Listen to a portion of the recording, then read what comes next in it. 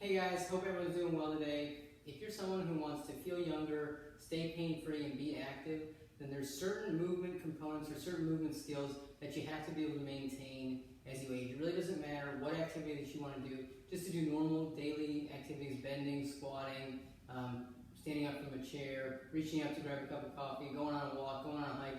All these things require movement. They require a certain level of strength and mobility. And the best way to maintain movement, strength, and mobility as we age is by doing exercise. And so today in this video, I'm going to go over one of the biggest components of your exercise program. So with any exercise program that I give someone, we focus on a couple areas. One is mobility and stretching. The other is core and glute stability. The other is postural and upper body strength. And then there's lower body movement patterns and strength. And so I'm going to go over basic exercises that address lower body movement patterns and strength, so you can kind of get a good idea and start implementing them into your workout. So the first movement pattern that everyone really needs to be able to do is a squat. So you can stand feet shoulders apart, toes facing forward, and you just squat down. Okay. Some key things about the squat is, as I squat down, I'm initiating the movement by kind of sitting my hips back slightly, and then I'm just squatting straight down. My knees stay relatively vertical. They don't go forward like this over my toes, and they don't collapse inward, okay?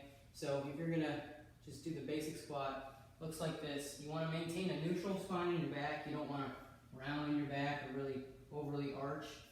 When you do the squat, you should feel this exercise in your quads and your glutes, and it's just a good exercise to do. So that's the number one, that's the first movement pattern and exercise that should be part of your weekly workout. The next is the lunge pattern. So you can work the lunge pattern in a lot of different ways. There's a lot of exercises that will address the pattern, but I think the easiest way to do it is just a step back lunge, like this, and then you would just alternate. Okay, some keys with this exercise is when I step this leg back, this front knee should stay relatively vertical.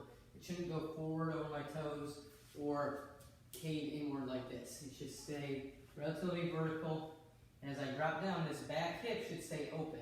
Okay, you don't want to sit your butt back like this. You should feel a light stretch in this back hip and thigh, and you should feel the muscles of that front leg and your thigh and your glute working as you stand up and control the way down. Okay, so that's the lunge pattern. The next movement pattern exercise that you address is the hinge. So we do a lot of hinging all throughout the day. Anytime you bend forward, you're doing that hinge motion.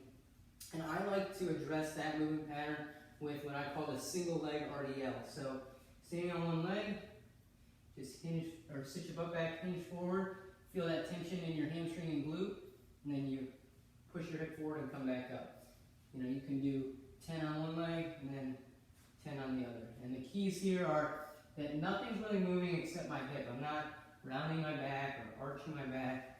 I'm just hinging in the hips right here, sitting my butt back, maintaining a neutral spine with my core engaged, and you feel this in your hamstring and your glute, okay? You can do the same thing on two legs.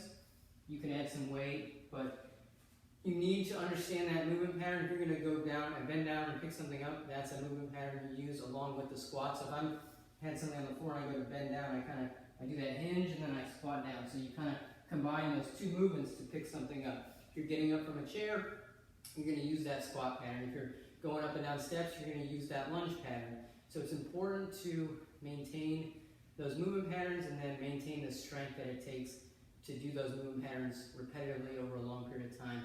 So like if you're going hiking or you're going walking, you maintain that strength and that the ability to do that activity for the long term, for a half hour or an hour.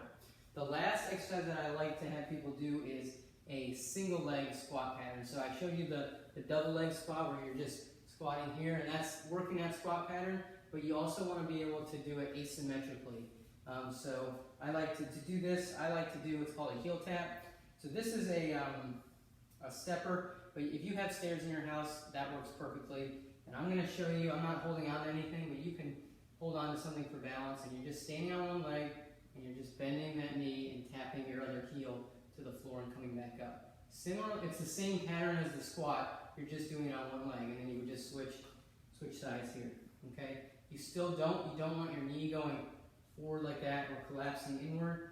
You want to be stable, sit your butt back slightly, and then just squat straight down, tap the heel, and come back up. And you can do it at whatever range works for you. You don't have to go down all the way, but you do want to work the squat pattern in a bilateral stance, which is here, and then in a single leg stance there. So those are the biggest lower body strengthening patterns that I recommend doing and being able to maintain. If you struggle with these movements, then that's a sign that you do need to improve your movement, you need to improve your strength.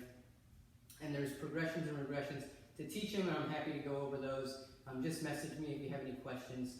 And then, like I said, you want to be doing some form of stretching and mobility on a weekly basis, some sort of core and glute stability exercise to maintain that, and also some postural and upper body exercises as well. So if you want a custom program and you want to go through all those different areas of movement and strength, I'm happy to talk to you over the phone and go through a plan. I'm actually going to put a link to this video where you can click the link and set up a 30-minute free phone call with me, and I'll map out a long-term health and fitness plan for you. If you're dealing with an injury, we can talk about that there, and I can give you a plan to feel better and get back to your activity. So that's the best way I know how to help you. If you have any questions beyond that, just message me in the comments below. But like I said, if you want to set up a 30-minute call and I can talk to you one-on-one and set a specific plan for you, click that link and set up a call with me, and hope to hear from you soon.